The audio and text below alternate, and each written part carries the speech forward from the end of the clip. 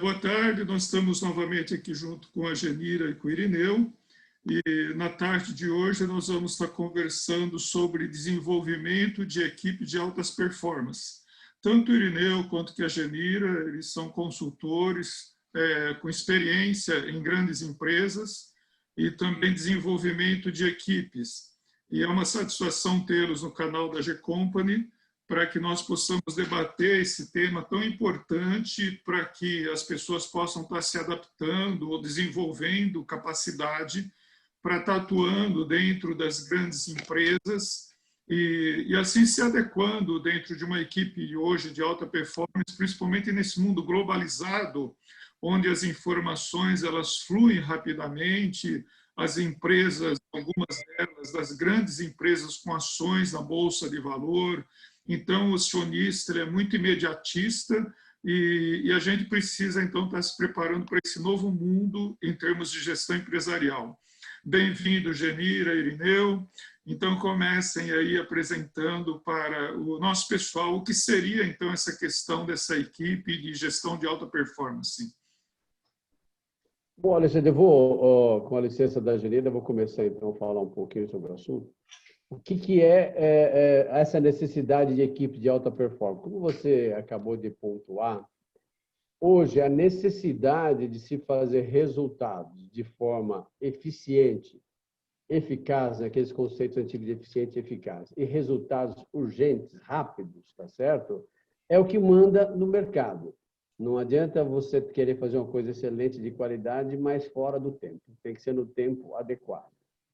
E, principalmente, além das questões todas de gestão de negócio, você tem que trabalhar a questão da gestão das equipes em todos os seus níveis. Nós temos que ter equipes bem preparadas na alta gerência, na diretoria, na alta gerência, na média gerência, na supervisão, no chão de fábrica, em qualquer nível. O que é uma equipe de alta performance? É a equipe que entrega os resultados esperados. Mas o que acontece na maioria das empresas? A própria concepção de resultado não é muito bem elaborado, porque o time não está preparado para dizer como se chega ao resultado. É muito comum você ver nas empresas que são metas de vendas, metas de resultados, meta de produção, um número aleatório. Coloca um número aleatório e sai todo mundo correndo para ver se consegue fazer. Então, esse tipo de gestão nas antigas não funciona, porque ou você fixa metas inalcançáveis e depois você não faz o resultado, desmotiva a equipe e quebra as expectativas do negócio, ou você faz metas muito aquém da possibilidade da equipe e deixa de trazer o resultado que seria o melhor para a organização. Então, como é que faz isso? Você tem que capacitar a equipe em todos os níveis, desde a diretoria até o chão de fábrica, para que se defina quais são os resultados e, principalmente, que se espera, os resultados se esperam, mas principalmente como é que nós vamos fazer para chegar lá, tá certo? Então, as equipes têm que estar preparadas para entender o contexto na qual elas se inserem. Então, a equipe da diretoria tem que entender do mercado, quais são as suas responsabilidades, e assim baixando o nível, a alta gerência, a média gerência, o chão de fábrica. Qual é o meu papel na organização? Como é que eu vou lidar com as demandas do meu trabalho, da minha equipe, do resultado esperado do negócio? Porque quando você pegar numa empresa, você fixa na diretoria um objetivo macro, um resultado macro esperado, depois isso tem que ser decomposto pelas demais organizações. Cada área da empresa se compromete com o resultado, mas cada um tem um papel. E a equipe tem que estar, todas as equipes de todas as áreas têm que estar preparada para pegar as grandes metas fixadas pela diretoria, decompor para a sua área, fazer planos de ações e fazer com que isso aconteça na prática. Mas isso não é fácil de fazer. Mesmo pessoas com bom conhecimento técnico acabam não conseguindo fazer, porque tem limitações, por exemplo, do contexto de trabalho em equipe, do contexto de competição saudável, ao invés de competição destrutiva, de liderança intragrupo, intergrupo e intragrupo, ou seja, dentro e fora do grupo. Como é que eu faço no meu grupo, como é que eu contribuo para o meu grupo construir resultados e como é que eu contribuo para os demais grupos da organização para que eles façam o seu papel e todos nós atingimos o objetivo.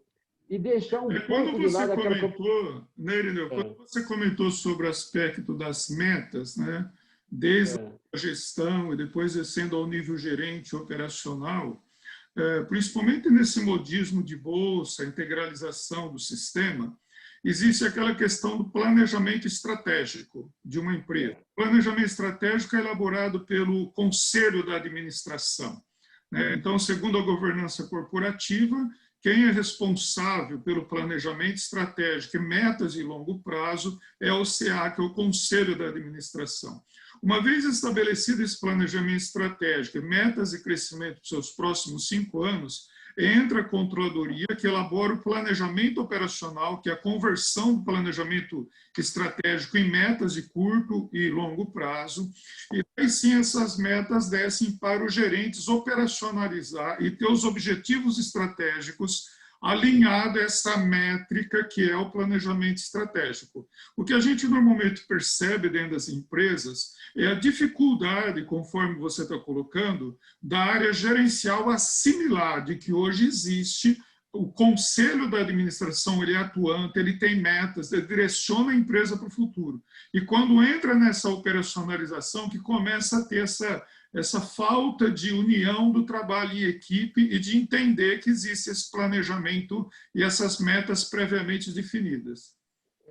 Eu vou só complementar, depois eu passo a palavra para a Janira, que ela vai falar com um pouco mais de precisão sobre isso. Mas justamente esse é um dos erros que acontece, Alexandre. O planejamento estratégico não é feito pelo Conselho de Administração, ou não deve ser feito pelo Conselho de Administração. Ele deve envolver toda a organização no estabelecimento. Eu posso ter como Conselho de Administração, como alta direção, ter uma visão daquilo que eu quero fazer. Mas a elaboração do planejamento precisa envolver as áreas da organização. Eu não posso fazer um planejamento, por exemplo, de produção, sem envolver o gerente de produção, por exemplo. É ele que sabe se eu consigo produzir ou não consigo produzir. Então, o envolvimento no estabelecimento da estratégia começa por aí. Eu envolvo as minhas equipes, falo, eu vou fazer o planejamento estratégico. Quais são os recursos que eu tenho? A partir desse recurso, se faz o planejamento. Então, lógico, você pode fazer top-down, como você falou, a diretoria, o conselho, a diretoria decide o que quer fazer e depois vem para baixo. Óbvio, sempre a aprovação é top-down. Mas para eu chegar lá de em cima, eu tenho que começar um bottom-up, é saber quais os recursos que eu tenho para que o top-down possa fazer o planejamento. Senão vai fazer um planejamento irreal. Então, a primeira coisa é envolver as altas gerências da elaboração. Senão ele recebe goela abaixo um planejamento que ele não consegue fazer, porque ele não foi consultado e ele não tem os recursos necessários. Mas isso é uma discussão, a gente pode fazer um pouquinho mais para frente na discussão desse assunto, depois que a Janira falar. Eu só queria falar que um dos aspectos importantes, além da questão técnica, a gente pode falar depois, sobre essa questão de como fazer o planejamento acontecer, que aí é mais uma disciplina da execução, que a gente fala isso também um pouquinho hoje ou numa próxima reunião, é que eu tenho que desenvolver nas equipes esse senso de pertencimento na organização. Quanto é que eu posso contribuir e qual é o máximo que eu posso contribuir?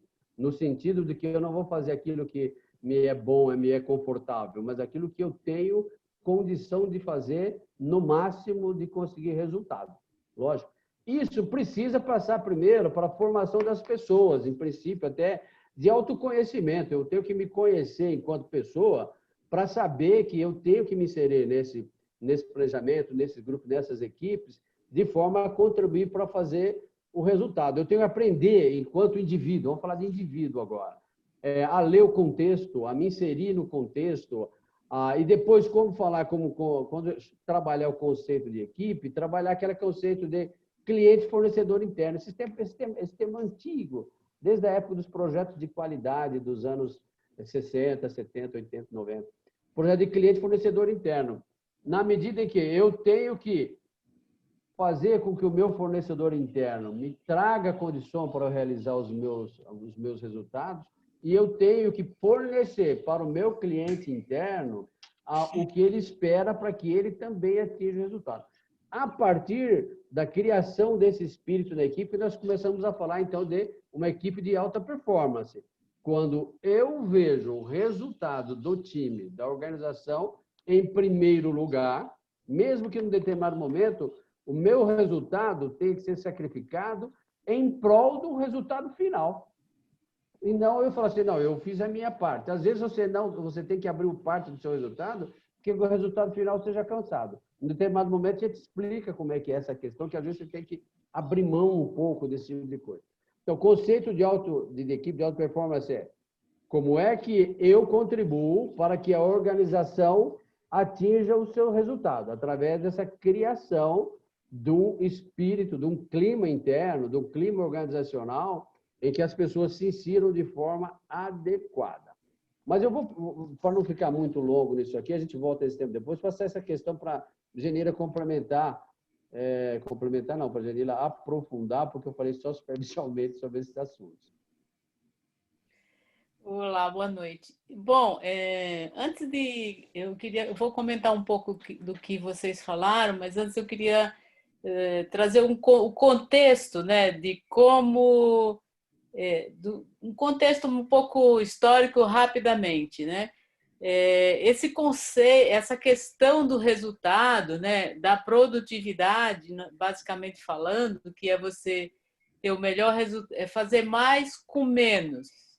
Essa pergunta que não quer calar, ela não é recente, nem vem só da globalização, né? Ela vem desde os primórdios da administração, né? Da Revolução Industrial, lá para o século XIX, que começou com a Revolução Industrial essa busca, né?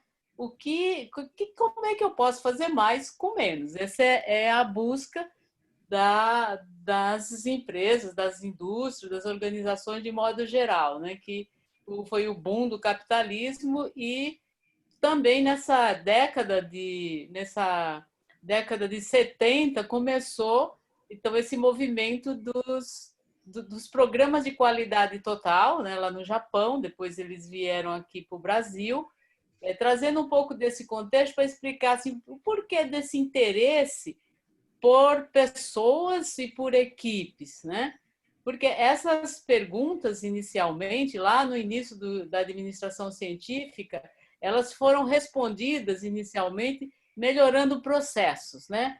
Métodos de trabalho, fluxos de trabalho, até que descobriram que quem opera tudo isso é um ser humaninho que está lá fazendo as coisas acontecerem e que passa pela motivação dessas pessoas, né? Daí vieram os psicólogos organizacionais, as teorias da psicologia voltada para a administração, e então é isso, o segredo da produtividade está nisso, nas pessoas. Depois, adiante, surgiram outras teorias de uma visão mais sistêmica, né, onde começaram a ver, tá, mas além das pessoas, precisa melhorar os processos, né, os negócios.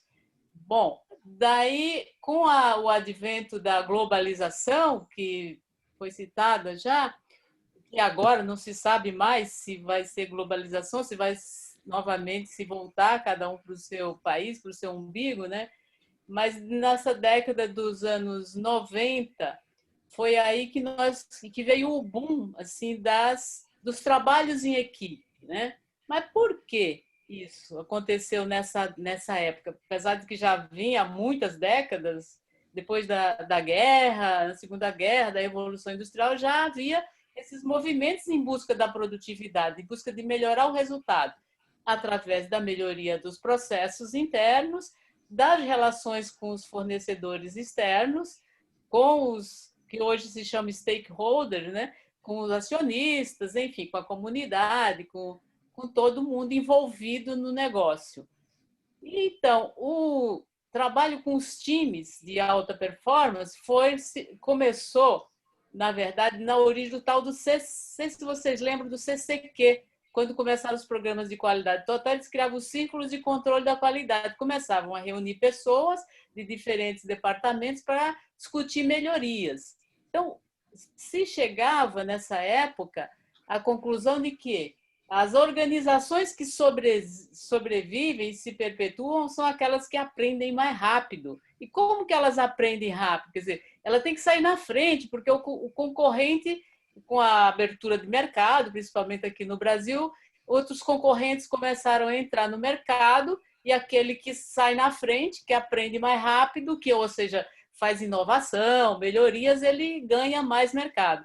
E através do que essas organizações ganhavam esse mercado e faziam esse aprendizado? Do trabalho em times, né? Usando os grupos como forma de aprendizagem organizacional. É aí que começou a incentivar esses trabalhos de desenvolver times, né? Agora, para desenvolver equipes para alta performance, tem que saber qual é a performance, né, que é o que vocês estão falando.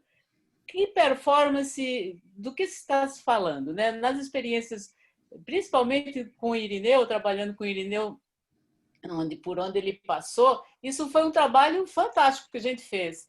A gente definiu, fez com que a alta administração aprovasse o que foi proposto como o que é alta performance, porque alta performance é muito genérico. Então, cada organização, cada empresa precisa definir o que é que está esperando das pessoas, né? E daí o modo que se faz isso pode ser mais top-down, como está falando o Irineu, mas, de qualquer forma, a definição das diretrizes vem de quem é o dono, né? Digamos assim, do negócio. E ele diz o que ele quer, mas se ele não envolver, como diz o Irineu, toda a organização para realizar o que ele quer, fica mais difícil ele ser competitivo no mercado, né? Então, no fundo, o desenvolver equipes passa pela definição do que é que nós estamos querendo dessas equipes. E isso é o mais difícil de se fazer dentro das organizações, porque se define lá no board lá um planejamento, passa como assim, para eles assimilarem, quer dizer, eles não vão assimilar do mesmo jeito, da mesma forma que seria se ele participa, se tem um programa onde você vai participar. Então, para desenvolver o time, é igual o time de futebol, seleção brasileira, eu não entendo nada de futebol. Mas se você pegar um monte de jogador bom, os melhores do mundo, e colocar lá sem nenhum treino, será que eles vão ter a mesma performance, né? Mesma coisa dentro dos times das organizações. Só que para fazer... Esse assunto que você está colocando assim, eu acho assim, bastante importante, pertinente, né? Da empresa ter esse direcionamento, como um time de futebol que tem um técnico, né? Eu estou acompanhando desde o bate-papo inicial com o Irineu, com o assunto que você entrou assim bem naturalmente, né? E chegando ao ponto que mais ou menos a gente tem em visão também. Para ter uma excelente performance, na minha percepção da entrevista que nós estamos fazendo com vocês, a gente sempre imagina, assim, por exemplo, de que o modismo sempre se exige, pode ser um tema para a gente estar abrindo isso nas próximas discussões, de que o conselho da administração ele seja atuante. Ele não venha a ser um conselho à parte, de que ele não seja um conselho atuante. Isso, inclusive, é um dos requisitos da Lei Sarbanes, da governança corporativa, que é baseado na Lei Sarbanes, no princípio da OCDE, no Cadbury Report, que ele requer que o conselheiro seja atuante. Uma empresa não pode ter apenas um único conselheiro, tem que ter conselheiros experientes pertencentes a áreas distintas, um da área comercial, outro da área de RH, outro da área de produção, outro da área de finanças, gestão de pessoas, e eles se unem para definir o que a empresa espera no futuro. Então, ele tendo isso muito bem pronto e limitado, que eles passam a ser o técnico, eles contratam gerentes, que eles são os jogadores e que entram em campo. Então, eles têm que conhecer essa questão do pensamento que tem que estar dentro dessa alta cúpula. E é justamente isso que a gente também quer explorar um pouquinho mais com vocês. O que normalmente existe? As pessoas nas médias empresas e pequenas empresas, ou até mesmo nas grandes empresas, elas não estão preparadas para ser um gestor de alta performance, para diluir, assumir essa responsabilidade e compartilhar isso com a equipe, que é isso que você está falando. E está muito bem alinhado com a questão do modelo da governança corporativa, de você ter empresas de alta performance pensando no longo prazo e que fale de um modo claro o que se espera dessa empresa no futuro, para que daí sim os gerentes possam tomar ações direcionadas a esses objetivos macros estratégicos definidos por esse líder de alta performance que monta uma equipe de alta performance.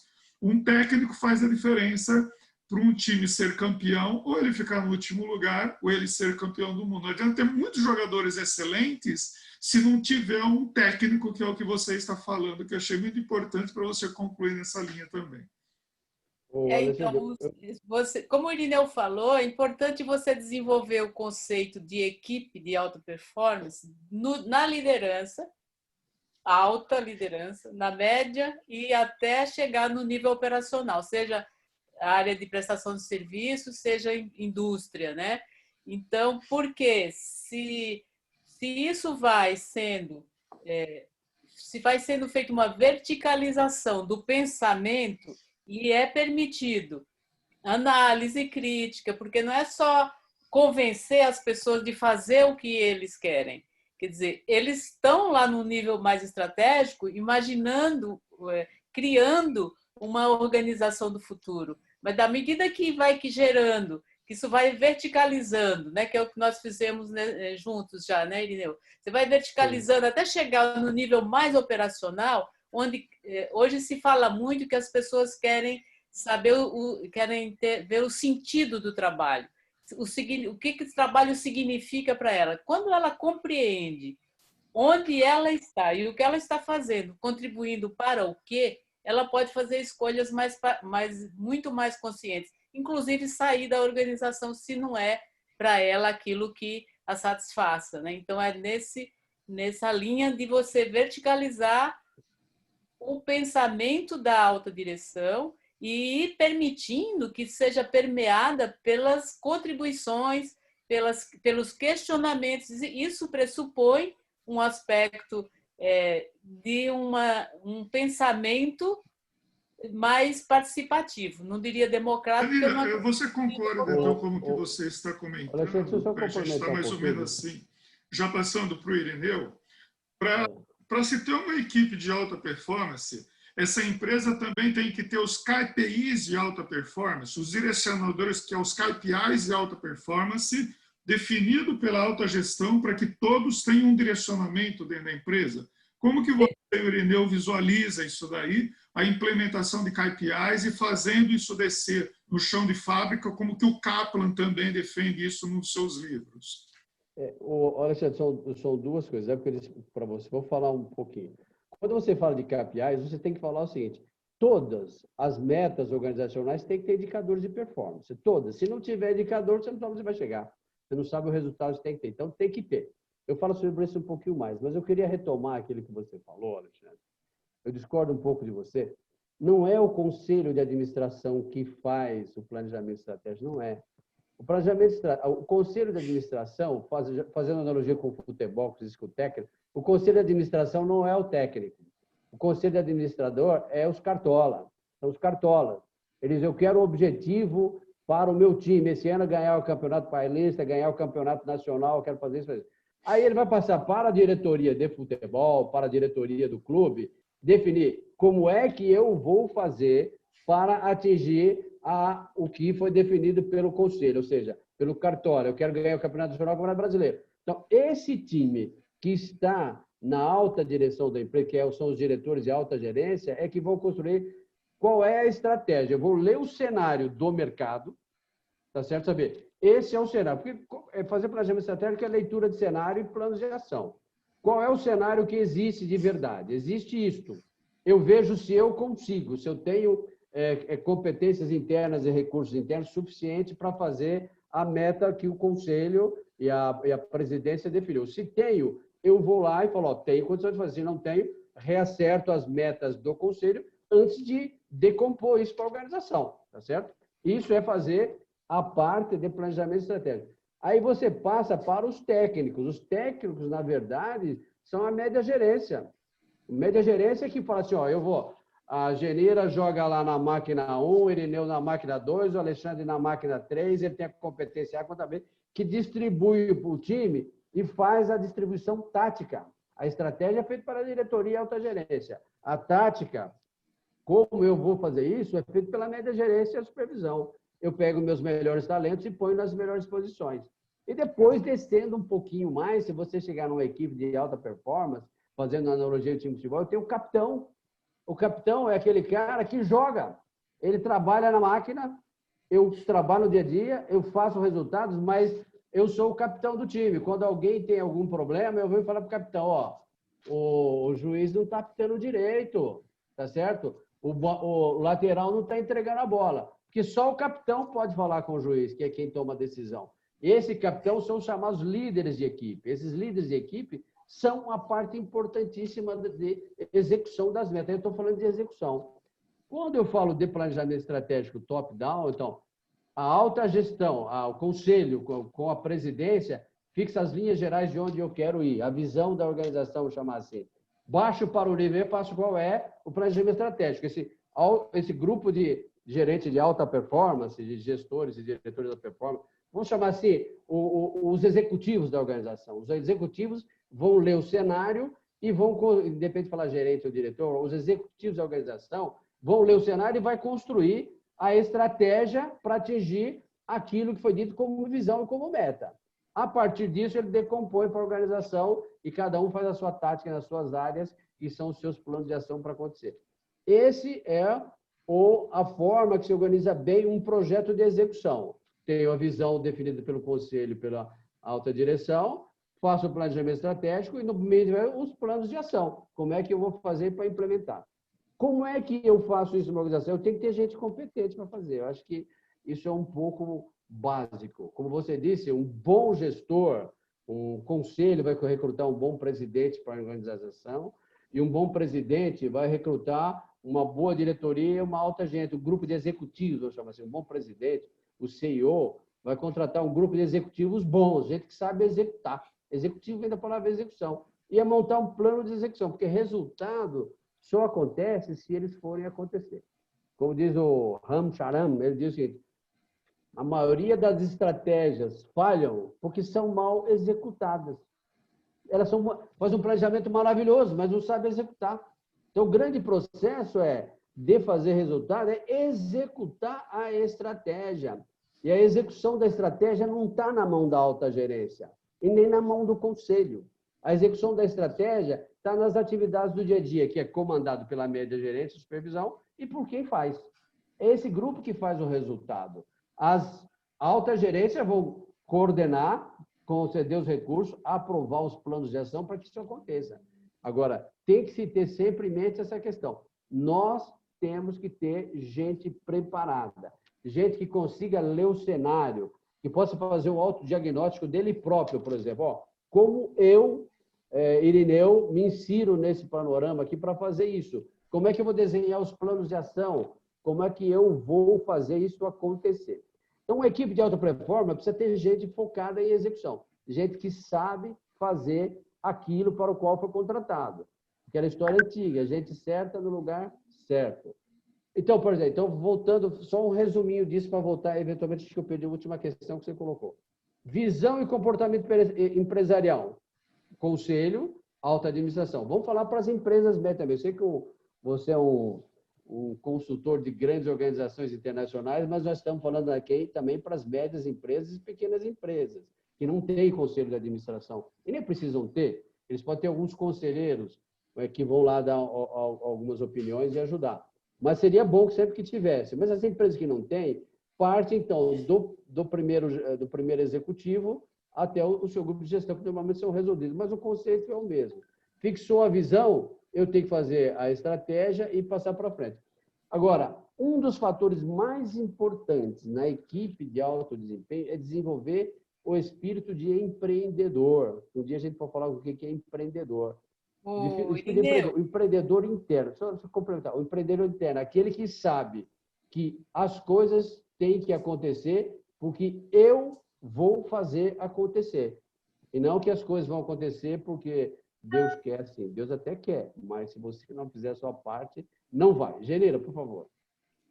Então, essa parte inicial que nós estamos falando diz respeito a definir, né, que performance, que se quer dos times. Qual é a performance? Deixar isso claro. E quanto mais participativo o processo, mais a execução está garantida, né?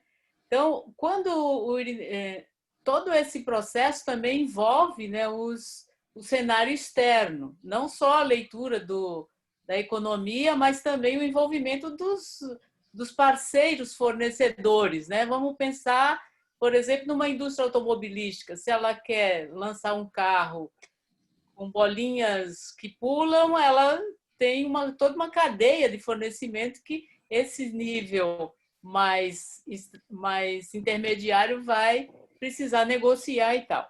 Mas assim, eu queria falar um pouco também dos aspectos do comportamento e do funcionamento, porque muitas pessoas imaginam que um programa de desenvolvimento de equipe envolve apenas a parte do comportamento, né? Então, você chega lá, faz algumas atividades, as pessoas chamam isso de dinâmicas, né? Mas dinâmica é o funcionamento, né, do time. Muitas pessoas acham que é só você fazer algumas vivências e o pessoal começar a trocar feedback e tal, e beleza, está tudo resolvido. Não funciona assim, porque uma equipe existe em função de uma tarefa que ela tem que executar, de um resultado que ela tem que entregar. Por isso, a gente gastando esse tempo falando de como é necessário, de que forma é mais efetivo, seja o dono de uma organização pequena, de um pequeno serviço, ou uma grande multinacional, né?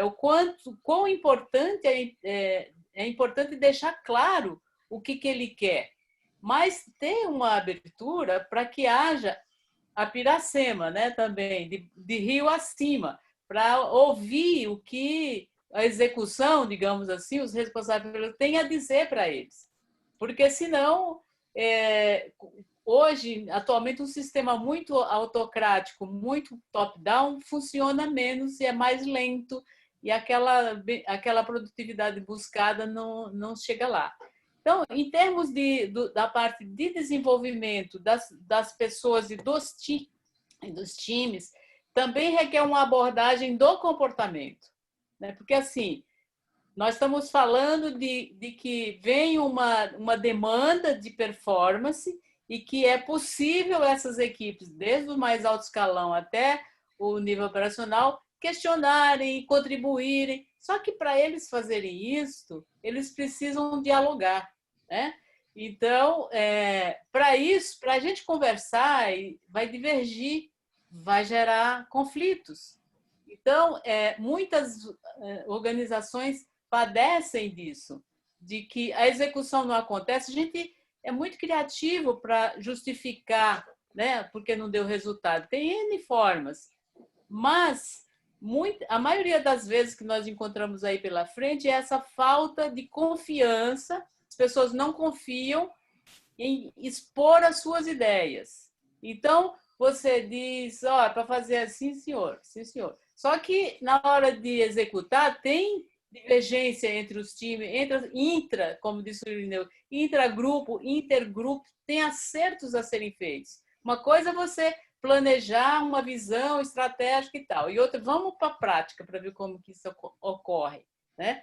Então, para que isto aconteça, para que a organização tenha esse resultado mais efetivo, ela precisa gerar esse clima, uma abertura em um clima de confiança para que as pessoas possam dialogar, possam divergir, possam entrar em conflitos. E aí que entra o trabalho da parte mais comportamental, de gerar confiança, de gerar abertura, né, de discutir papéis, né, não função, mas papéis no sentido do comportamento, o funcionamento do time no aspecto comportamental. Para quê? Para que ele possa discutir essa tarefa, essa demanda que é dada para eles, né?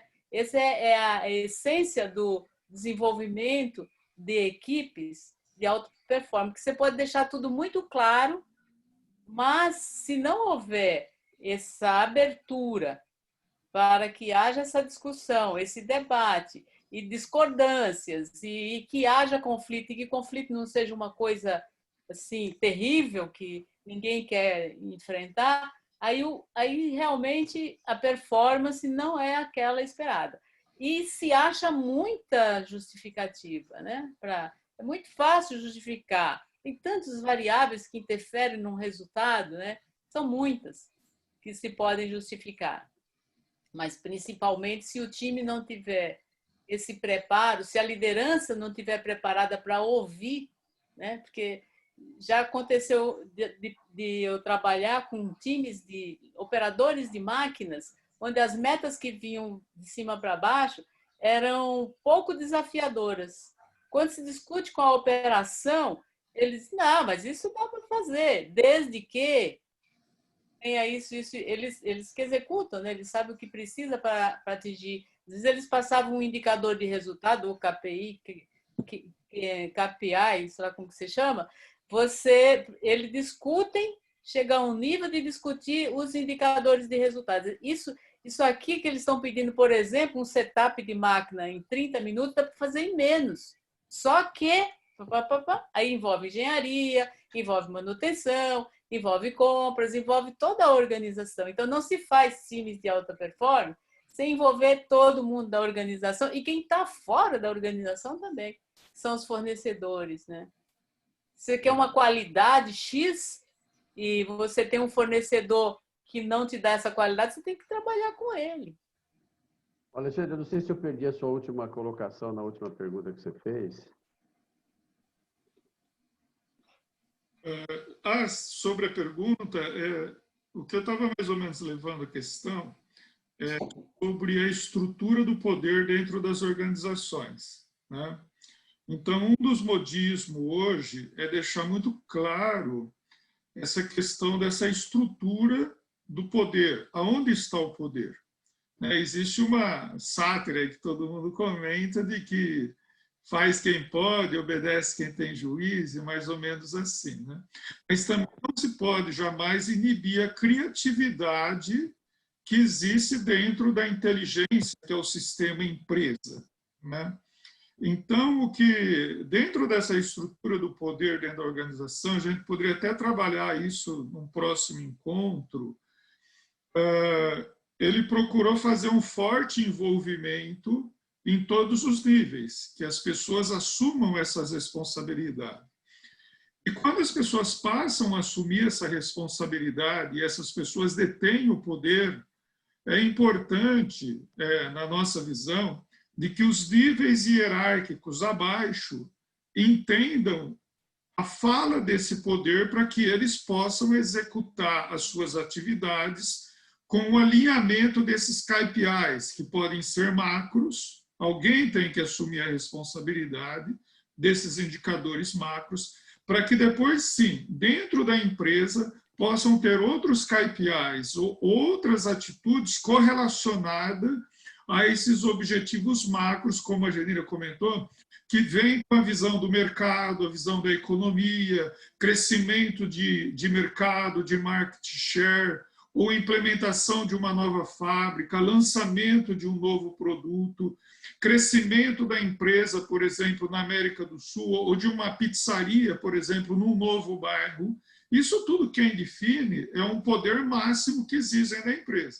Daí sim vem os gerentes, né, que a gente mais ou menos tem, como o Irineu comentou, que o gerente, o diretor executivo, ele executa, por isso que é diretor executivo, ele executa as ordens emanadas desse poder.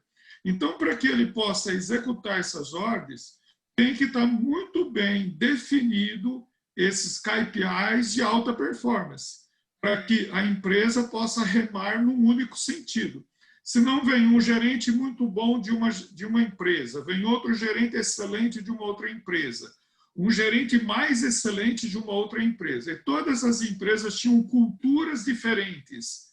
Se não tivesse alinhamento definido pelo próprio poder dentro da empresa, pode ser de que tenha uma equipe de estrelas, mas não atingindo os KPIs que a empresa tem condições de bancar para o seu próprio crescimento. Porque é o que a gente visualiza, até mesmo consultoria, trabalho. A empresa tem oportunidade de fazer um determinado crescimento em 5 anos ou 10 anos.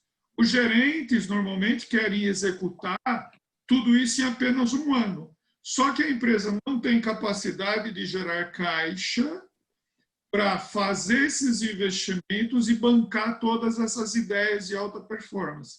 Por isso que é muito importante essa questão da centralização do poder, da disseminação dessa comunicação e de pegar essa comunicação transformando num planejamento estratégico, operacional. E daí sim, cada gerente operacional ele atuar de acordo com aquilo que foi previamente definido.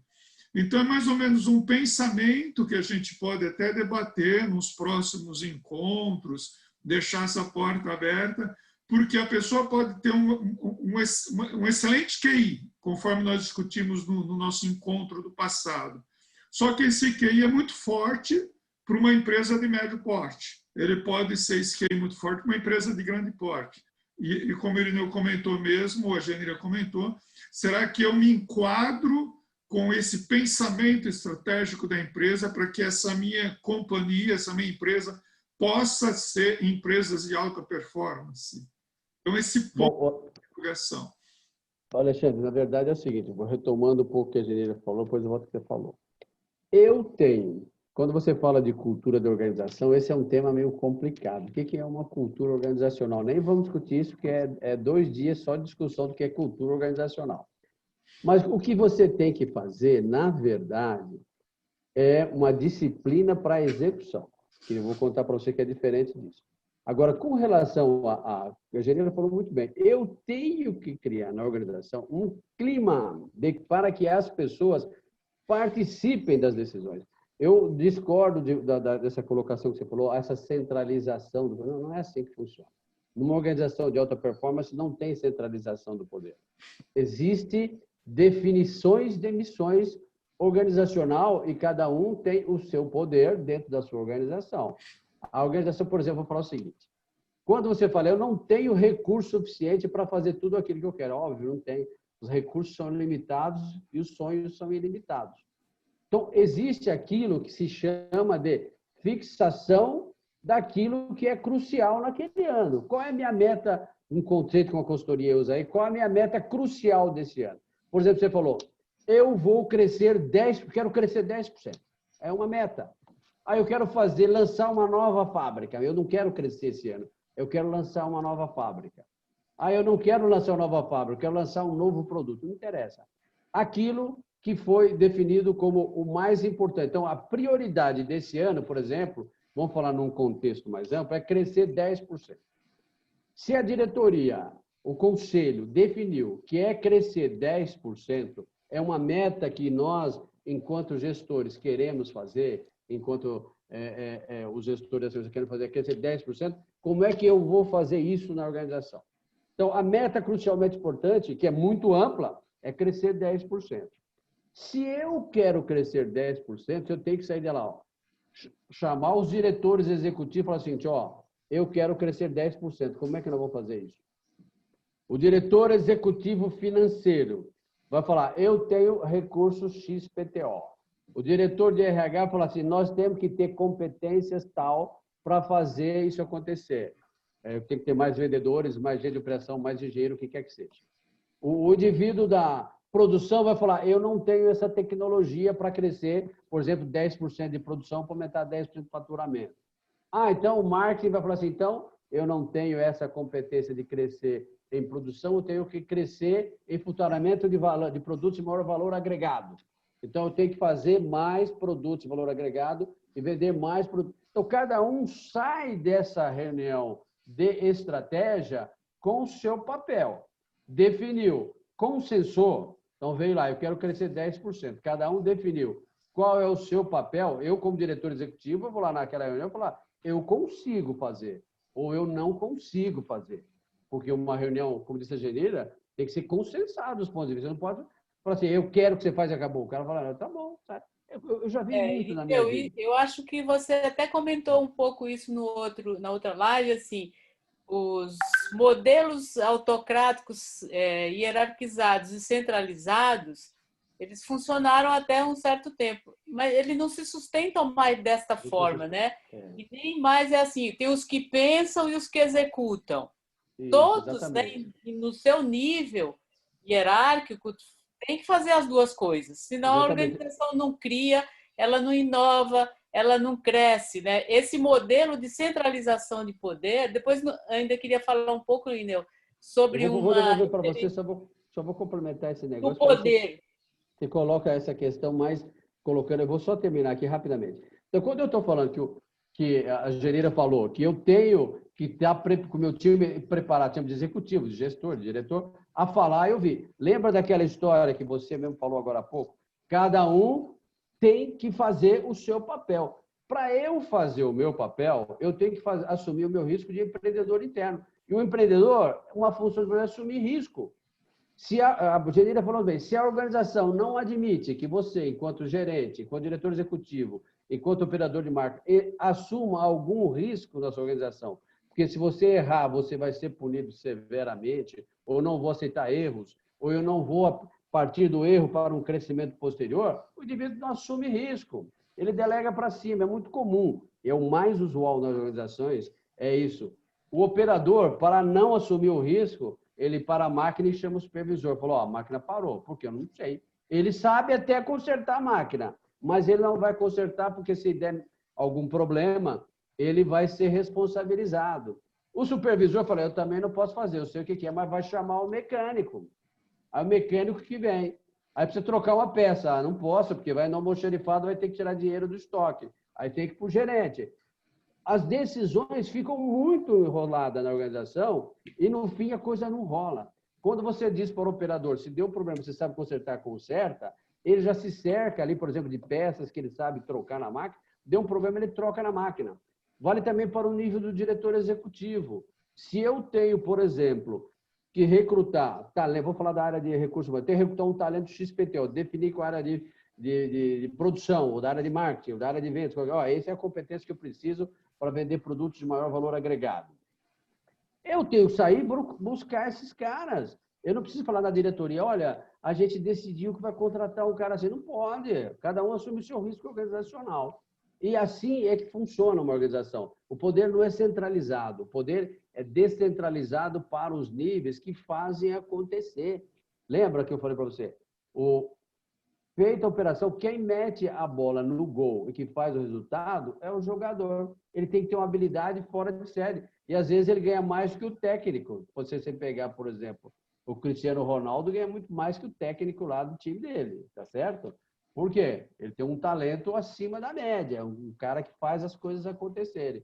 Mas ele obedece o técnico dele, porque ele sabe que é importante seguir a orientação do técnico para que o talento dele seja feito. Mas ele assume o risco, na hora do vamos ver, de dar o drible e de fazer O nosso tempo está terminando. Eu queria só fazer um comentário sobre essa pergunta, Alexandre. Onde está o poder, né, dentro da organização?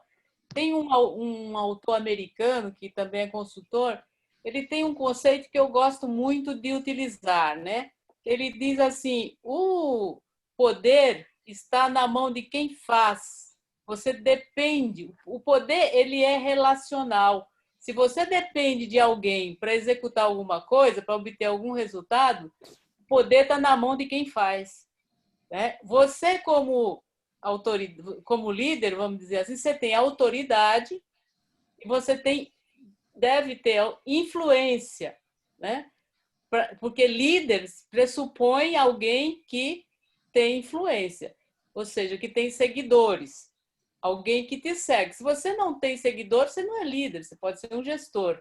Então, ele diz assim, o gestor, o que ocupa a posição de executivo, mais alto ou mais baixo, ele precisa ter liderança e ele tem autoridade que lhe confere a lei. Quer dizer, o seu cargo lhe confere a autoridade. Ele pode punir, premiar, pode fazer o que ele quiser dentro da lei. Mas, assim, quem tem poder é quem faz.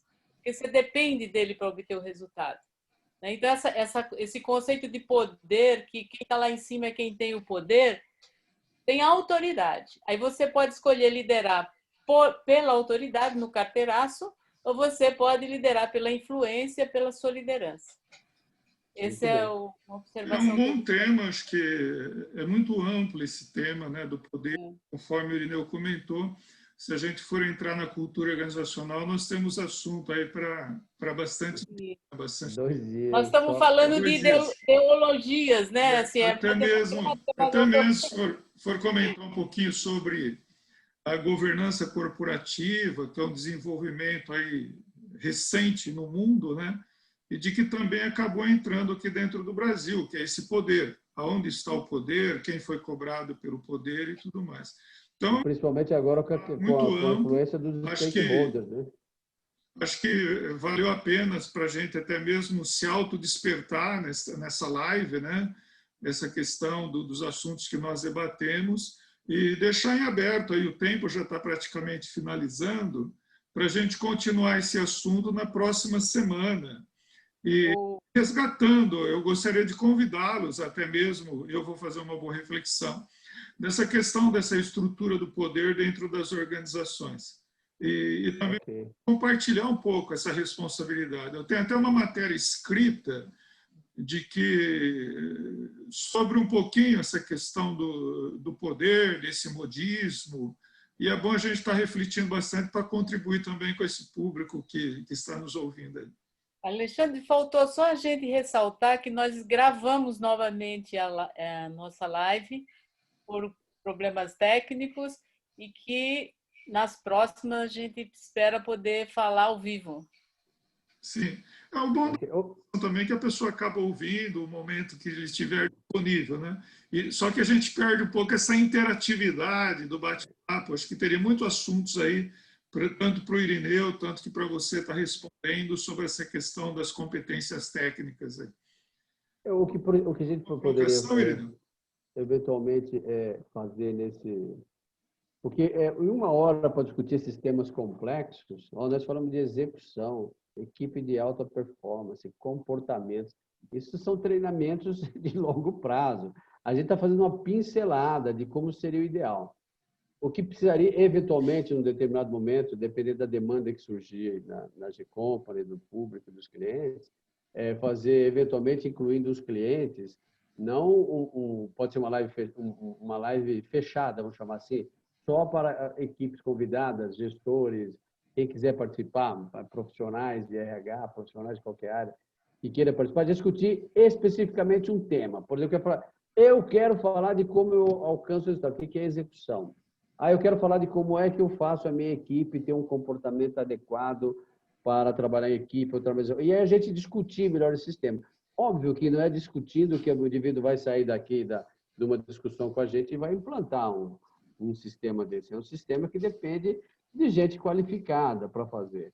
Como você disse, as metas de desempenho, os KPIs, tem diversos livros escritos sobre o assunto e mesmo assim não há consenso. O Kaplan é um dos mais importantes nesse aspecto, mas existem diversas outras formas de se fixar indicadores de performance. Então, são assuntos complexos, mas que cada organização, deixando como recado, cada organização tem que definir o seguinte: o que é que na minha organização falta para que eu atinja o objetivo? Falta planejamento estratégico? Falta planejamento operacional? Falta competências internas? Faltam recursos financeiros? Faltam recursos de tecnologia? Decidiu isso, aí decide qual é a forma de implementação. No caso específico, aquilo que a Genira faz muito bem, a gente trabalha muito bem, é fazer um diagnóstico da organização. Se a organização está achando que poderia ser melhor, porque às vezes, felizmente para nós que somos consultores, mas é a realidade das organizações, não existe talentos internos, nem tempo para os executivos internos ficarem pensando quais são as minhas necessidades, porque ele tem que fazer a execução do dia a dia. Então, se a empresa não está atingindo, existe a forma de você ir lá e fazer um diagnóstico. Onde é que a coisa está pegando? A partir da elaboração do diagnóstico, junto com quem for envolvido, e depois selado com a diretoria, é que se passa ao trabalho de capacitação das equipes para a alta performance, dependendo de onde ela está com maiores problemas de entrega de resultados. Esse é o meu ponto de vista. Tem o diagnóstico inicial, o alinhamento com todas as partes envolvidas, e durante a intervenção do processo de desenvolvimento, o diagnóstico é contínuo, né? A equipe aprende a fazer autodiagnóstico, né? Para ter a melhoria contínua. Ok. Mais alguma colocação? Muito obrigado, Alexandre, pela Juninho? oportunidade. Na próxima você convoca de novo que a gente vem, tá bom? Tá bem, então. Valeu. Muito obrigado pela participação. Até a próxima live para a gente estar debatendo os assuntos tão importantes aí de uma amplitude muito grande também. Tá bom. Obrigado, Um boa grande noite. abraço. Alexandre, desliga a gravação para a gente continuar nosso papo.